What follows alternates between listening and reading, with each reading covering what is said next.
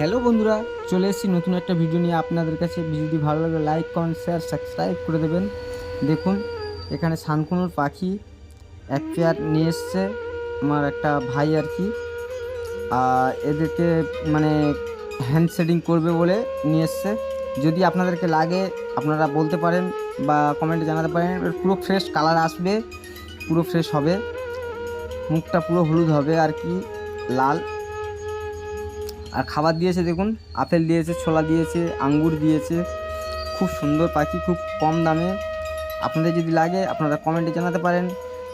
DNA test করা আছে ছেলে মেয়ে, নিশ্চয়ই কোনো অসুবিধা নেই। এক এক পেয়ার পাখি আছে।